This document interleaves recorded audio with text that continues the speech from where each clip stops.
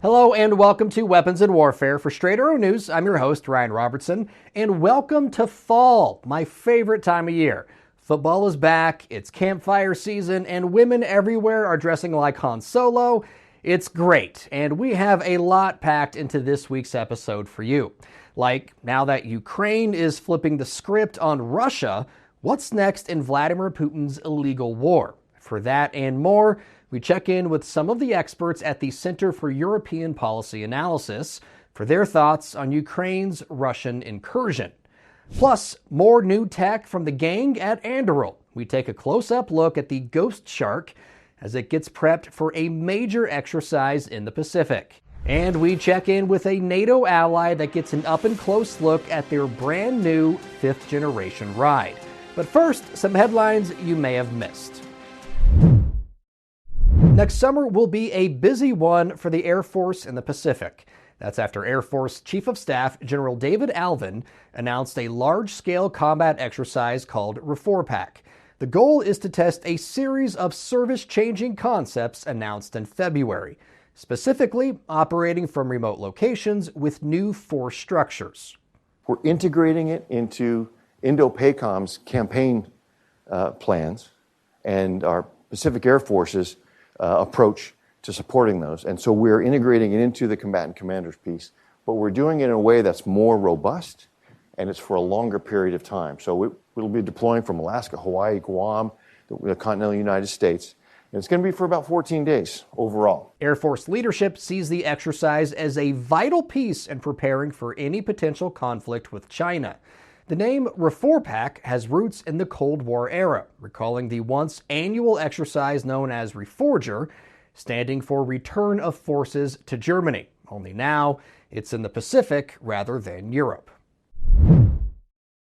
Some new hardware heading the Army's way. That's after General Dynamics Land Systems announced it was awarded a nearly $323 million contract for continued production of the M10 Booker, a new assault vehicle for the Army's Infantry Brigade combat teams.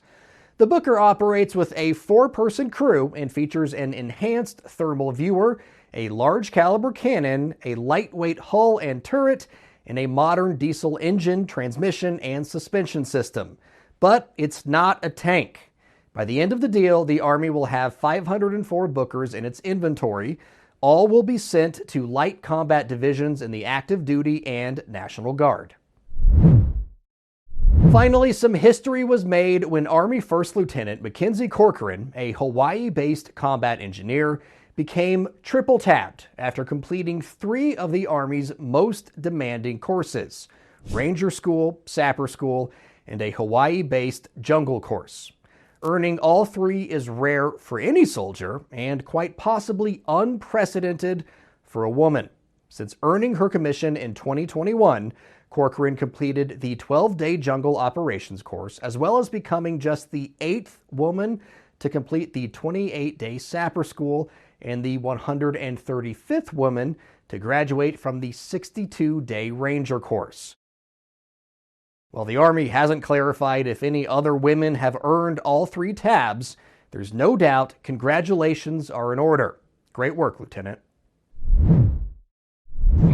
A little more than a month ago, the Ukrainian military served the Kremlin notice it was not afraid to take the fight to Russia on Russian soil. The offensive push into Kursk Oblast no doubt caught Vladimir Putin and the rest of the world by surprise. At the time of this recording, Russia is still looking to find its footing in mustering a viable defense against the Ukrainian incursion.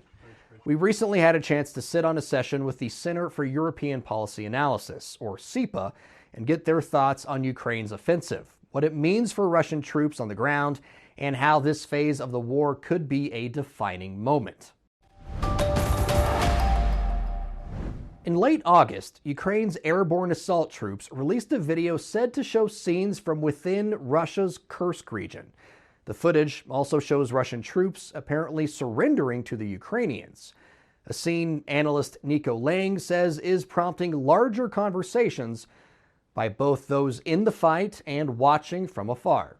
The longer this goes on, the more questions will be there. what to do with the local population, how to organize the continued work of the villages and cities that are now in the Ukrainian military sphere of influence, because the city administrations by and large ran away. The Russians plundered their own shops. This will last for a few days, but what will come after? I just want to say there are for the Ukrainian military, there are difficult questions to be answered. For the first time, some of those questions could be coming from Russian citizens. While Putin can keep the news of Russian soldiers dying in Ukraine by the hundreds of thousands out of Russian media, it's a little more difficult when the fight is inside Russia's borders. Ukraine seizing the initiative in the information space in general, I think that's the biggest success of this offensive so far. It changes everything, because in German media, like in other European media, it's about Kursk now. It's about Russia bombing its own cities. It's about Ukraine putting pressure and creating problems for Putin. Signs of that pressure can be seen in reporting by the independent investigative Russian outlet Important Stories, which first detailed Putin's decision to send patchwork units comprised, at least in part, with logistics companies, engineers, mechanics, and radar station operators to the fight in Kursk. It's the reason why they have all sorts of radar troops, conscripts, troops that belong to the Ministry of Interior now in Kursk Oblast. The problem with them is that they are not faced with light Ukrainian units. This is Ukrainian brigades, mechanized, some of them heavily combat experienced. So the Russians, very often we see them surrendering because this is something they are not able to deal with, especially not conscripts. In light of that fact, Russia is scrambling to find the troops needed to maintain its push into eastern Ukraine while mitigating the Ukrainian incursion into the Kursk region. Yet in June, Putin boasted of having 700,000 soldiers in the fight, something Pavel Luzin now says seems like wishful thinking at best. Now they're trying to find several thousand troops to counteract Ukrainian forces in Kursk region. What does it mean? That means that these 700,000 troops do not exist. And that means Russia faces a lack of manpower. And still, after more than 900 days of war, neither side is showing any sign of letting up or moving closer to the negotiating table. So what will be the next pressure point? If things hold as they are, it's likely weather will be a factor. In particular, winter weather. I think it's very likely that a large Russian contingent will be outside of Pokrovsk and outside of Toretsk on the open field, while the Ukrainians, the cities might be in ruins and the inhabitants evacuated, but they will be in the city. And that makes in winter, that makes a decisive difference if you have to be out there or if you are in a place that is urban. So Russia will have the harder time on the battlefield. But that is months away, and things will undoubtedly shift on a regular basis. For example, in late August, the Institute for the Study of War released a map showing Russia was starting to reclaim some of what was lost in Kursk. Whether they can continue to hold it is the most recent question in a war filled with very few answers. Serving you clarity through context, our mission at SAN is to deliver the news straight down the middle. We're different from mainstream media because we spotlight distorted headlines and show you how to do it too. Discover stories that right and left-leaning outlets are choosing not to cover by using our Media Mist tool. Download the SAN app and turn on notifications to have straight facts delivered right to your phone or tablet, and get straight facts anytime at SAN.com. In terms of things people are afraid of, ghosts and sharks are most certainly on a lot of short lists. Now, I don't know if that's what defense contractor Anduril had in mind when it came to naming their advanced extra-large autonomous undersea vehicle, but it certainly caught our eye. and that's why it's our weapon of the week. Meet the Ghost Shark, a product of a 2022 agreement between Anduril Australia, the Royal Australian Navy, and the Defence Science and Technology Group. The goal is to develop an underwater drone capable of providing a variety of mission sets, chief among which is surveillance. And if the name isn't scary, its capabilities likely will be. While specifics have not yet been provided, we do know the Ghost Shark is based on the Dive LD submersible, developed by Dive Technologies and subsequently acquired by Anduril. For reference, the Dive LD can run autonomously underwater for 10 days and can reach depths of nearly 20,000 feet. Anduril is using technology from its proprietary AUV capability and its Lattice AI-powered software platform to develop Ghost Shark. Make no mistake, extra-large autonomous undersea vessels will be a game changer. They will provide militaries with a persistent option for the delivery of underwater effects in high-risk environments, complementing our existing crewed ships and submarines, as well as our future uncrewed surface vessels. Designed to support subsea maritime missions anywhere in the world, the Ghost Shark is a modular, multi-purpose platform that can adapt to mission needs and serve as a force multiplier.